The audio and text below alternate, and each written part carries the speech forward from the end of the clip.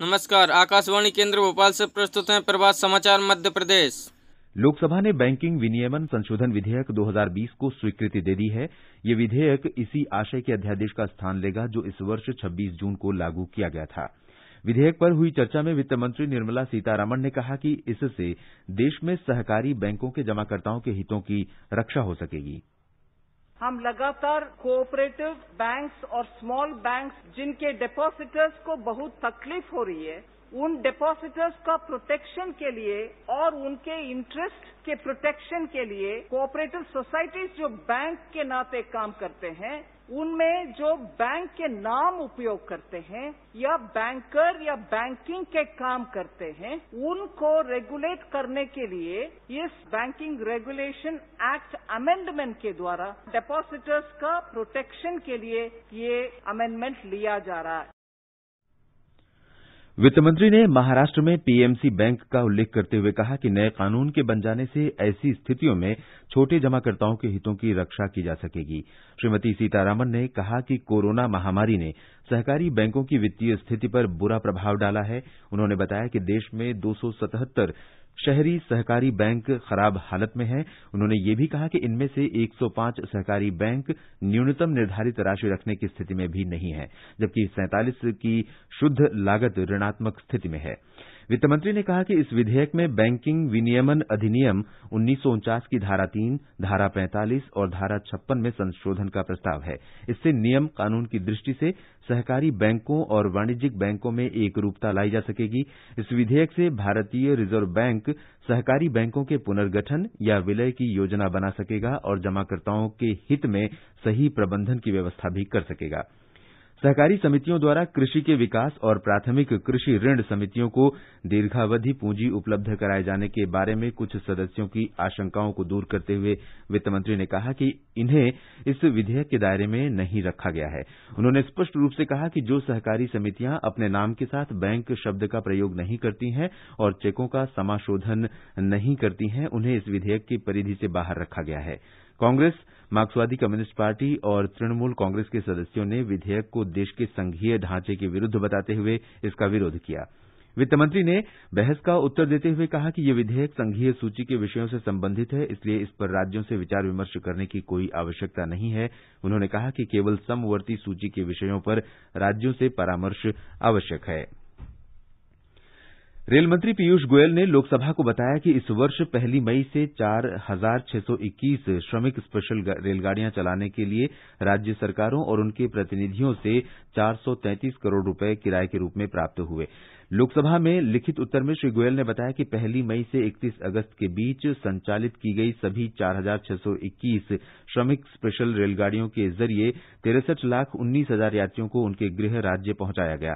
उन्होंने कहा कि रेलवे ने श्रमिक स्पेशल रेलगाड़ियों का किराया राज्य सरकारों या उनके अधिकृत प्रतिनिधियों से लिया है। श्री गोयल ने कहा कि रेलवे ने यात्रियों से किसी भी प्रकार का सीधे किराया वसूल नहीं किया। रक्षामंत्री राजनाथ सिंह पूर्वी लद्दाख में वास्तविक नियंत्रण रेखा एलएसी पर भारतीय और चीनी सैनिकों के बीच हाल के घटनाक्रम पर आज राज्यसभा में वक्तव्य देंगे। इससे पहले मंगलवार को श्री सिंह ने इस मुद्दे पर लोकसभा में बयान दिया था।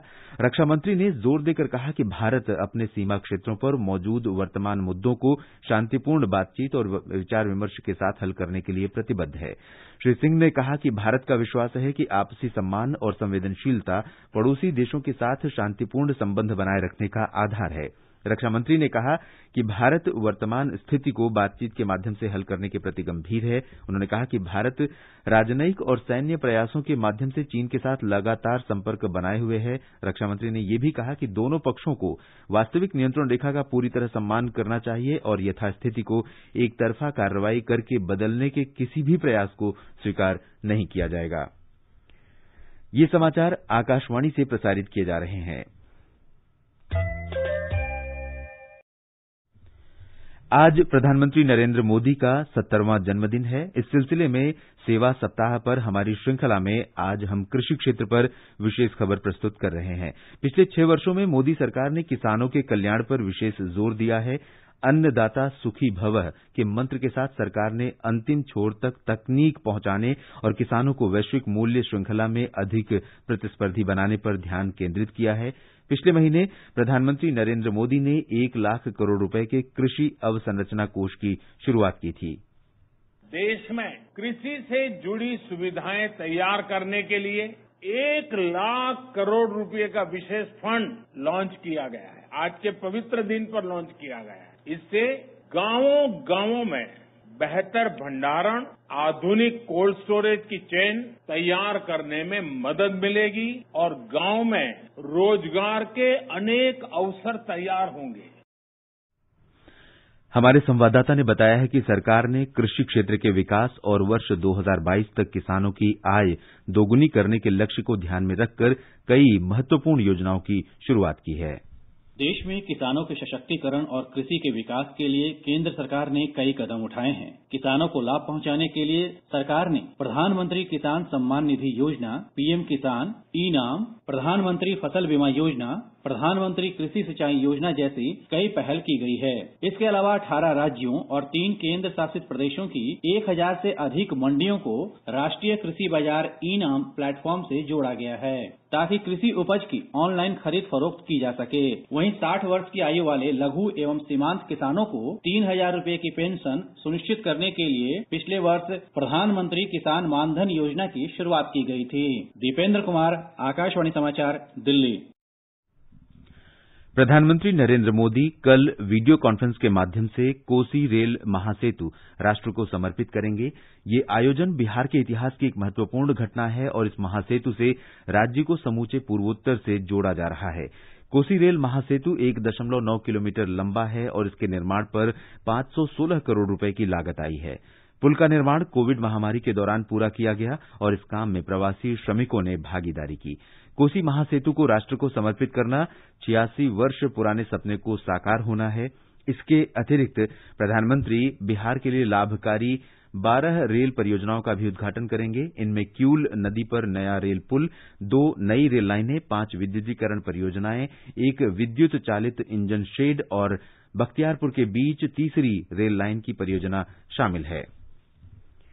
सरकार ने अंतर्राष्ट्रीय विमान यात्रियों के स्थानांतरण को सुगम बनाने के लिए हवाई अड्डे के प्रवेश पर आरटी-पीसीआर की जांच की अनुमति दे दी है। नागर विमानन मंत्री हरदीप सिंह पुरी ने कल राज्यसभा में लिखित उत्तर में ये जानकारी दी। इस बारे में जारी दिशा निर्देशों में कहा गया है कि हवाई अड्डे के संचालक आरटी-पीसीआर जांच के नमूने इकट्ठे करने के लिए अलग सुविधा तैयार करेंगे, जिसे प्रतीक्षा के रूप में भी उपयोग किया जाएगा। यात्री अपनी जांच का परिणाम आने तक या तो प्रतीक्षा कक्ष में रुक सकते हैं या चिन्हित होटल में जा सकते हैं। जांच का परिणाम आने तक यात्री का पासपोर्ट हवाई अड्डा अधिकारियों के पास रहेगा। यदि जांच की रिपोर्ट में कोविड की पुष्टि नहीं होती है तो उसे अपनी संपर्क उड़ान लेने के लिए जाने दिया जाएगा। अगर जांच में कोविड की पुष्टि होती है तो राज्य सरकार यात्री के लिए आईसीएमआर के निर्देशों का पालन सुनिश्चित करेगी। पर्यावरण मंत्री प्रकाश जावड़ेकर ने कहा है कि भारत ने पर्यावरण, वन और वन्य जीवों के संरक्षण के साथ साथ पर्यावरण और जलवायु परिवर्तन से निपटने के लिए महत्वपूर्ण कदम उठाए हैं। G20 देशों के पर्यावरण मंत्रियों की बैठक को वीडियो कॉन्फ्रेंस के जरिए संबोधित करते हुए श्री जावड़ेकर ने कहा कि भारत G20 देशों के साथ मिलकर विश्व को बेहतर बनाने के लिए प्रतिबद्ध है। उन्होंने कहा कि भारत को प्रकृति से व्यापक जैव विविधता और पारिस्थितिकी तंत्र उपहार में मिला है। श्री जावड़ेकर ने कहा कि विश्व को जलवायु परिवर्तन से निपटने और ठोस नतीजे प्राप्त करने के लिए सर्वोत्तम उपाय करने होंगे। खेल मंत्रालय ने 8 राज्यों में खेलो इंडिया राज्य उत्कृष्टता केंद्रों को उन्नत बनाने का निर्णय लिया है। इस कार्य पर 95 करोड़ 19 लाख रुपए की लागत आएगी और इसका उद्देश्य भावी ओलंपिक चैंपियनों की पहचान कर उन्हें आवश्यक सुविधाएं प्रदान करना है। खेल मंत्री किरेन रिजिजू ने कहा कि देश में खेलों के विकास के लिए अनुकूल वातावरण तैयार करने और ओलंपिक्स में भारतीय प्रतिभागियों का बेहतर प्रदर्शन सुनिश्चित करने के लिए ये निर्णय लिया गया है। उन्होंने कहा कि इन उत्कृष्टता केंद्रों पर कुछ खेलों में निपुण एथलीट्स को उच्चतम स्तर का प्रशिक्षण दिया जाएगा। श्री रिजिजू ने बताया कि उन्हें विश्वास है कि इस कदम से 2028 में होने वाली ओलंपिक्स स्पर्धाओं में भारत शीर्ष 10 देशों में जगह पा सकेगा।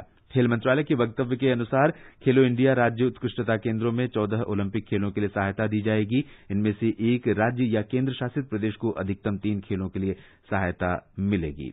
इसके साथ ही ये समाचार बुलेटिन समाप्त हुआ।